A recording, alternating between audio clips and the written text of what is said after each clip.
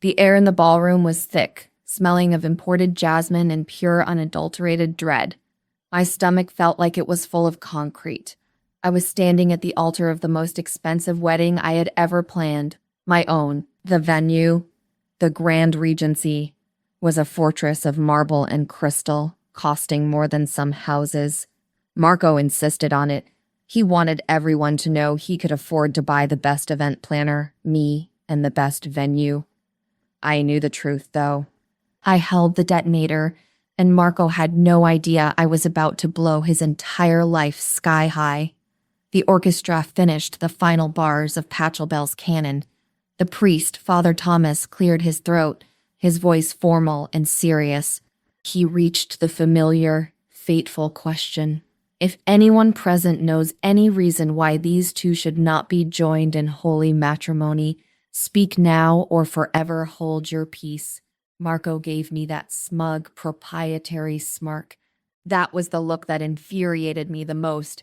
It wasn't love in his eyes, it was ownership. He thought he had already secured the deal, the merger, the ultimate takeover. He was already mentally calculating the ROI on this massive social spectacle. My father, Javier Ramis, was standing right beside my mother, Elena, in the front pew.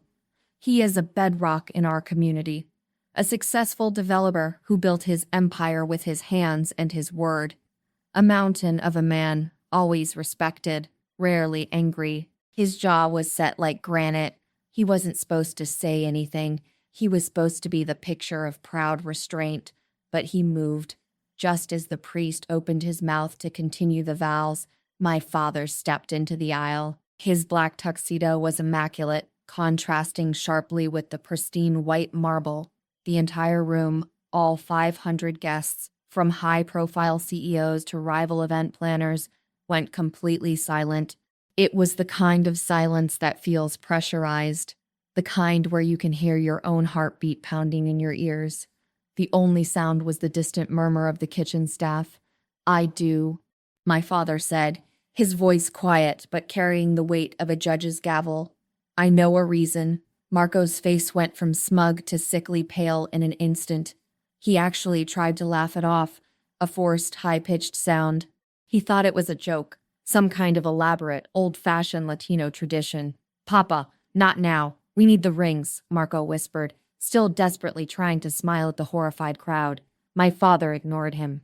He reached into the inner pocket of his bespoke jacket and pulled out his phone.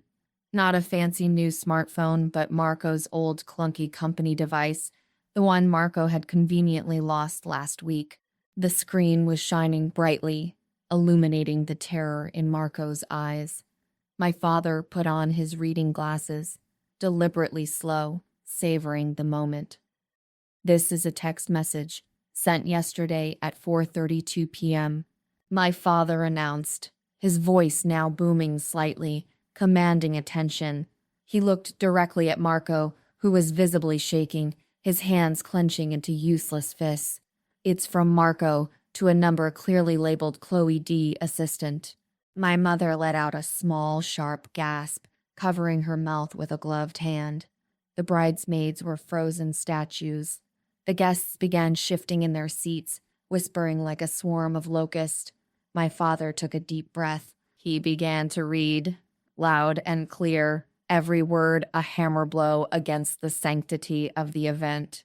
"The wedding is tomorrow. Her contacts are locked in. After the honeymoon, we use her client list to launch the new firm. Make sure Isa never gets those master files back. Meet me at the Biltmore in an hour. I need one last stress reliever before I marry the stupid cow." The word cow hung in the air, a vulgar stain on the expensive decor. I watched the blood drain from Marco's face. His carefully constructed mask of charm shattered. He didn't look like a groom anymore. He looked like a cornered animal. Marco didn't even try to deny the words. His instinct was pure panic and violence. He let out a wordless roar and lunged. He didn't lunge for me or for the priest. He lunged straight for the phone in my father's hand, his intention to destroy the evidence. Total chaos erupted. People screamed. 2 guests fell out of their chairs. My father, anticipating the reaction, held the phone high above his head. Marco grabbed my dad's arm, twisting it sharply. That violence, the image of the handsome, wealthy groom physically assaulting the respected patriarch of the bride's family right there at the altar, was the final, critical piece of the trap. It was all captured on video. The two off-duty security guards I had positioned at the back immediately moved forward. They didn't rush. They moved with professional, intimidating speed. They didn't tackle Marco, but simultaneously grabbed his arms and began firmly escorting the flailing, screaming man towards the nearest side door. "Get your hands off me, I'll sue you all," Marco shrieked, his voice cracking with humiliation. But the damage was done. My father simply adjusted his jacket. He looked at the stunned priest and said, calmly, "The ceremony is concluded. There will be no marriage." I hadn't moved a muscle. I just stood there in my flawless silk dress, watching the ruin of my wedding become the foundation of my revenge. But to understand the precision of that moment, I need to go back and explain exactly how I engineered this catastrophic fall. But let me back up. I am Isabella Ramirez, Isa to everyone who matters. I am 28 years old, and my business is my life. I run a high-end event planning firm called Ramirez Events. I'm not talking about children's parties or sweet 16s. I specialize in massive corporate launches, discreet political fundraisers, and hyper-exclusive society weddings. My reputation was built on flawless execution, complete discretion, and a client list that reads like the Forbes 400. I was good. I was successful. I was making more money than I ever thought possible by my late 20s. My family is Mexican-American, solid, and deeply rooted in community respect. My father, Javier, taught me the value of palabra. Your word is everything. When I met Marco, his family came across as the new money version of power. Marco Marquez, 29, was the heir apparent to Marquez Investment Group, a major regional player. He was arrogant, yes, but packaged in a perfectly tailored suit and a blinding smile. He knew how to use his charm. We met when I planned his sister's absurdly expensive 18th birthday party. He pursued me with a relentless, calculated strategy. It wasn't romance, it was a campaign. Flowers every day from a different rare orchid grower. Private jet weekends to Nantucket. He used his wealth like a blunt instrument, but he made it feel like devotion. He made me feel like I was the only person in the world who could handle his intensity. My family, especially my dad, was instantly wary. They saw the superficiality. My father pulled me aside once. "Mia," he said, his eyes are too calculating. He looks at you like he's appraising the value of a property, not the heart of a woman. I was stubborn. I was in love with the idea of Marco, the power couple, the stability, the entry into the highest echelon of society that Marco represented. I convinced myself I was smarter than my father's old-school caution. The proposal was a cinematic event, a rented yacht sailing off the coast of Capri, a drone filming the entire thing, a 4-carat cushion-cut diamond that felt heavy and suffocating on my finger. As soon as the ring was on, the mask began to slip. Marco immediately began pushing for the merger. He claimed my operational genius and his financial acumen would create a powerhouse. He didn't want a wife, he wanted a strategic business partner whose most valuable assets, my client list and vendor contacts, he could control. The first major concession he demanded was the accounting system. I used a custom, highly secure CRM, client relationship management software designed specifically for my industry. It was proprietary, and the master files contained decades of relationship data, contact histories, and vendor rates.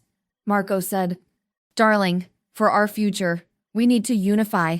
Switch everything to the Marquez Group enterprise system.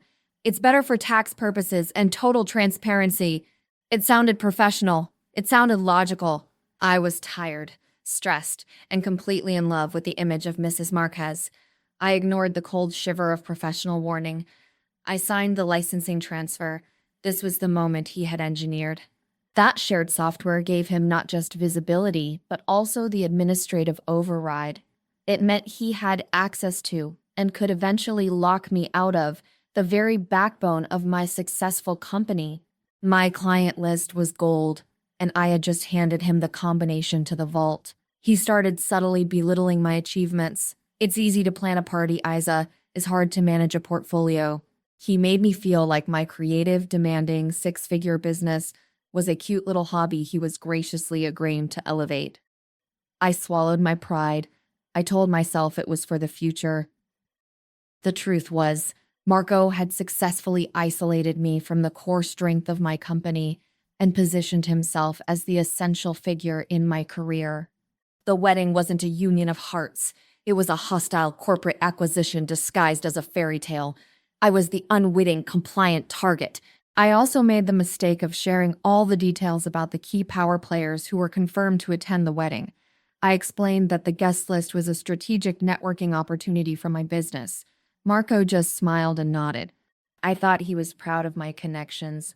In reality, he was counting the future value of the names on the list, mentally calculating the leads he would steal the moment he had full control. He was so meticulous, so patient in his deception. That patience was the most chilling thing of all. He was playing a very long game, and I was about to walk right into his checkmate. The wedding planning process, which should have been my professional masterpiece, quickly devolved into a suffocating power struggle. Marco took over everything, claiming my choices were too feminine or not fiscally responsible. He began calling my trusted, longtime vendors, the ones who gave me loyalty pricing, and started aggressively lowballing them. He alienated my favorite florist, a woman I had worked with for 10 years, forcing me to use a cheaper, inferior service he found online. It wasn't about the money. It was about demonstrating that he was the new authority. Then came Chloe. Marco insisted I needed a younger, savvier assistant. He hired Chloe Davies, a 22-year-old blonde fresh out of college, claiming she had cutting-edge social media marketing skills that my firm desperately needed. Chloe was everything I was not, meek, overly deferential, and she dressed like she was always waiting for a casting call. Chloe started shadowing me relentlessly. Her questions weren't about floral arrangements or catering timelines. They were detailed, unnerving inquiries about my client acquisition methods, the specifics of my proprietary software, and how I structured my non-compete clauses. "I'm just trying to learn the process, Isa," she would say with wide, innocent eyes. I started leaving dummy files on my desk to test her, but the anxiety kept building. Marco grew colder and increasingly unavailable. He started staying out late 4 nights a week, claiming high-stakes meetings with foreign investors. His excuses were elaborate: a private dining room at a nondescript club, a sudden trip to Boston for a bond meeting. He stopped trying to maintain the pretense of romance. He forgot my birthday, which he had previously celebrated with a yacht. He tried to cover it up with a gilt purchase, a tiny, impersonal silver necklace he bought at the airport. I confronted him about his distance. "Marco, we are getting married in 4 weeks. I feel like I'm planning this alone." He just sighed, annoyed. "Isa, I am building our empire. I am dealing with multi-million-dollar deals. You are picking linens. Our priorities are different right now. Be supportive." His dismissiveness stung. It made me feel small and trivial. I internalized it, blaming myself for being too needy during a stressful time.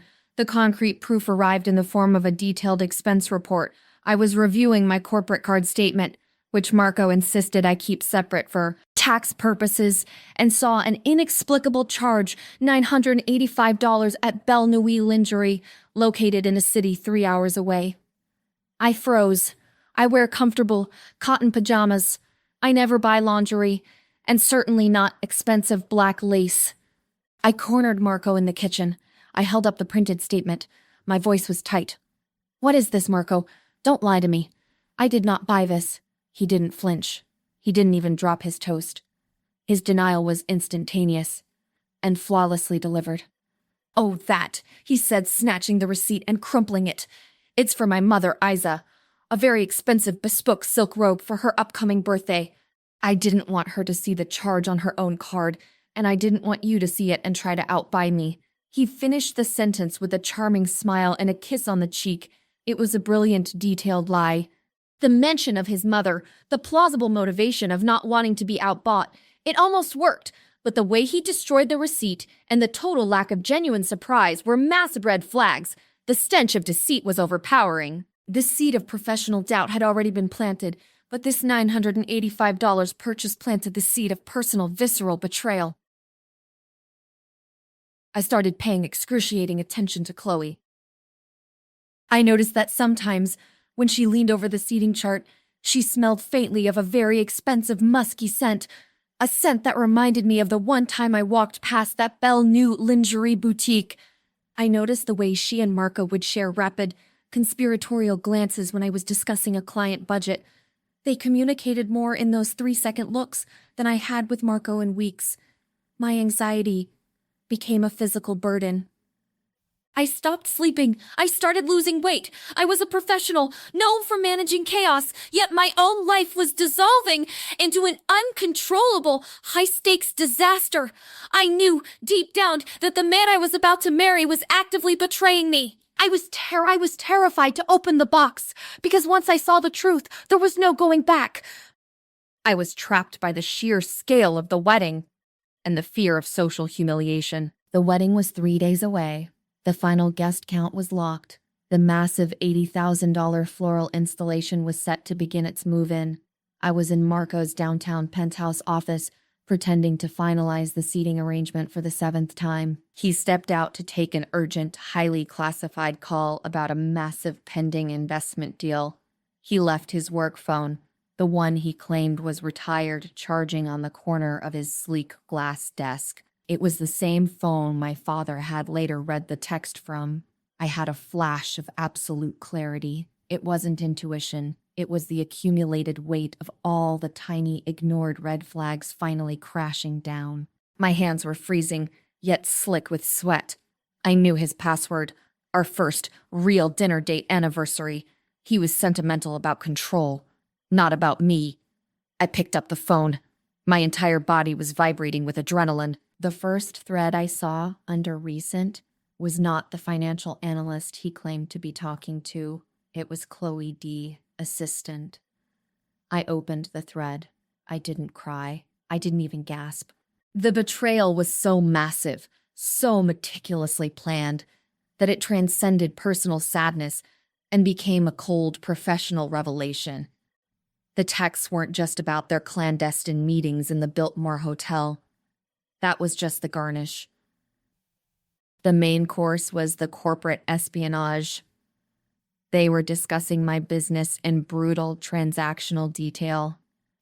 Chloe, 2 days ago, I've secured the last of the vendor rate sheets from the old database. Issa keeps the new ones in that protected folder. Did you get the master key yet, Marco?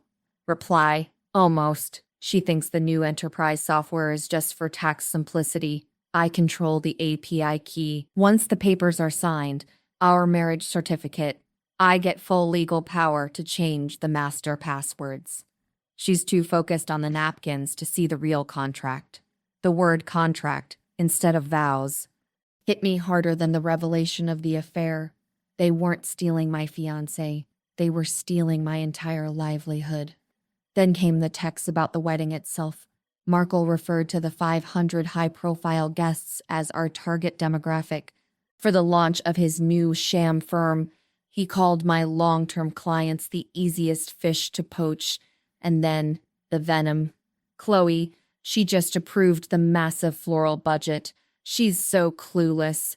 Marco, she's a useful fool who throws good parties. I'm giving her a honeymoon and then locking her out. Meet me at the Biltmore in an hour. I need one last stress reliever before I marry the stupid cow. The air left my lungs. The name stupid cow. Not a term of endearment, not a moment of anger. Just cold, casual contempt for the woman he was marrying to steal her life's work. The betrayal was absolute. It confirmed that the last 2 years were a complete fabrication designed to gain access to my professional empire. I had a 7 different pills like Kona. I felt bile rising in my throat, but I forced it down. I didn't want the evidence on the phone to be tainted.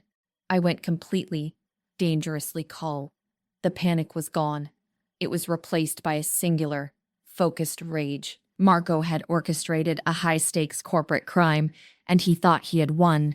He underestimated the pride and the ruthlessness of a Latina businesswoman fighting to protect her family's name. I didn't delete the texts. I didn't send a screenshot to myself. I didn't confront him. I gently returned the phone to the charging pad, positioning it exactly as it had been. I walked out of that office, not as a heartbroken fiancé, but as a predator preparing the kill. The wedding was still happening, but it was no longer Marco's launch party. It was the execution stage of my revenge plan. I realized that my most powerful weapon was the very thing he relied on, my professionalism. I had to continue playing the role of the oblivious bride until the final public moment. The countdown had begun. 3 days until public detonation. I drove home in a silence so profound I could hear the hum of the tires on the asphalt. The engagement ring, a weight of expectation and deceit, felt like a burning shackle on my finger. The moment I got into my secured apartment, I locked the front door, placed the ring in a velvet bag, and put it in my small, high-security safe. That diamond no longer represented love. It represented the collateral damage of a crime.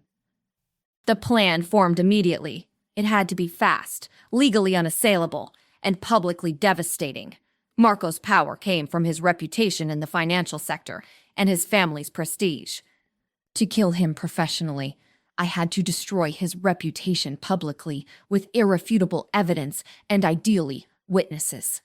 Step 1.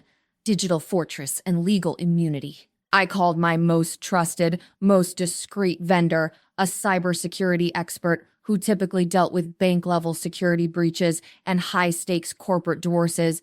I told him simply, I need a full forensic image of this device without disturbing the source data, admissible in court. I slid Marco's old phone across the table. I paid him $20,000 in cash for an overnight priority service. The expert delivered 2 encrypted, time-stamped copies of every file, every deleted text, and all the metadata, location, time, tower information onto a secure flash drive in a cloud server only he and I could access. Marco could burn the phone, but the evidence was preserved. Next, I met with my lawyer, Clara, a woman who specializes in intellectual property theft and white-collar crime. I gave her the entire file, the texts, the accounting software licenses Marco had forced me to sign, and the financial history of Ramirez events proving my sole ownership. Her eyes widened as she reviewed the documents.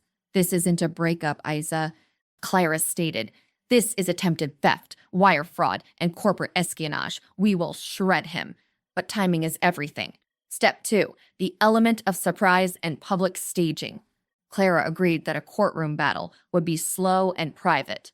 The wedding, however, was a public tribunal. My entire client base was attending. We needed to stage the reveal there. I needed an unimpeachable messenger. This is where my father, Javier, became the critical player. I called him and asked him to come to my apartment immediately.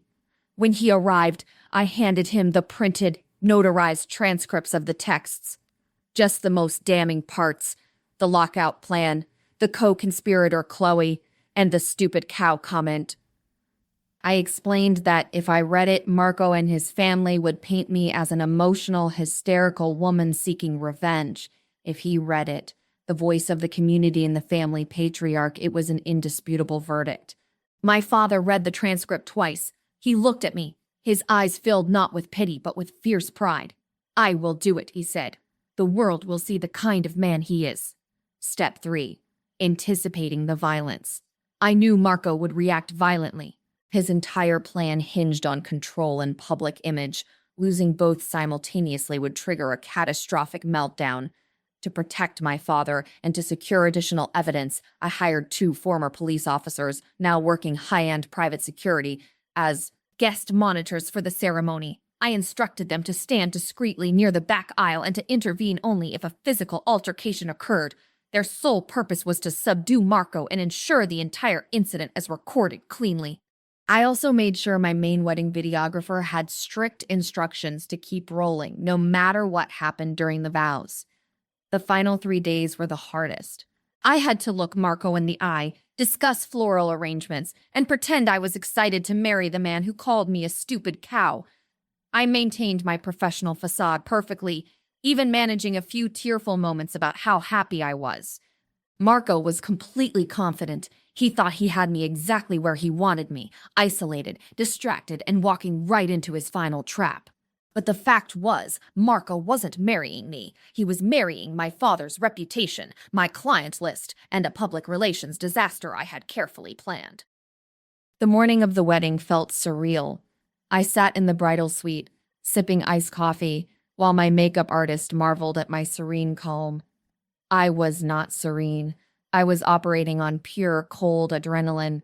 The silk taffeta dress, the one Marco insisted on because it was statuesque, felt like a uniform for battle. I walked down the aisle, clinging to my father's arm. I saw Marco waiting, his smile broad and arrogant. He caught my eye and winked, a gesture of ownership I was about to obliterate. I focused on the faces of my high-value clients in the front rows, the CEO of the major regional hospital group, the state senator, the tech venture capitalist who funded my first big launch. They were all Marco's targets, and they were all witnesses to what was coming. Then, the priest reached the crucial line. Marco straightened his shoulders, ready for his victory lap. That's when my father, Javier Ramirez, took his step forward. The entire ballroom held its breath, instantly recognizing the shift from ritual to drama. My father's voice, usually warm, was now cold, authoritative. The reading of the texts, the full, unexpurgated details of the corporate theft and the personal insult, landed like a series of explosions. When he reached the line, "I need one last stress reliever before I marry the stupid cow," the room collectively gasped. A woman in the third row loudly shrieked. Marco's mother, seated directly opposite my father, actually fainted, her heavy gold jewelry clattering against the marble floor. Marco's veneer completely melted. He wasn't even attempting a denial. His immediate goal was to destroy the evidence. He let out a strangled, animalistic yell and lunged across the altar, not caring about the priest, the guests, or the cameras. He went straight for my father. Marco grabbed my dad's lapels and tried to wrench the phone away. My father, who is physically strong but was not expecting the sheer, reckless violence, stumbled back one step. That moment of physical assault, a wealthy, controlling man attacking a respected elder, was everything I needed. The visual confirmation of his unstable, entitled character. Before the guests could fully process the attack, the security detail moved. They came from the back, flanking Marco in a practiced, non-aggressive takedown. They didn't punch him. They pinned his arms, lifted him gently but firmly off my father, and began moving him toward the side exit, all while maintaining calm professionalism. Marco was screaming no longer words but guttural sounds of pure rage and defeat. "You set me up. You fucking Latina bitch. This is illegal." His shouts echoed through the silence of the massive ballroom. As the guards dragged Marco past the pews, Chloe, my sweet, innocent assistant, tried to make a break for it. She was seated in the middle, looking like a deer caught in headlights. She stood up and tried to blend into the flow of confused guests moving towards the exits. She made it less than 4 feet before my 2 cousins, seated strategically near the aisle, casually stepped in front of her. They didn't touch her. They simply blocked her path with their massive, unmoving bodies. My father, who was completely fine but slightly adjusting his twisted tie, looked at the priest. "No wedding," he stated. Then he addressed the crowd, maintaining his imposing composure. "My daughter has been the victim of corporate espionage and fraud. The assets of Ramirez Events are safe. We apologize for the disturbance." My mother, now revived, grabbed my hand. I looked at Marco being wrestled out the door. I looked at Chloe, trapped by my cousins. I looked at the appalled faces of my high-profile clients. It was not a sad day.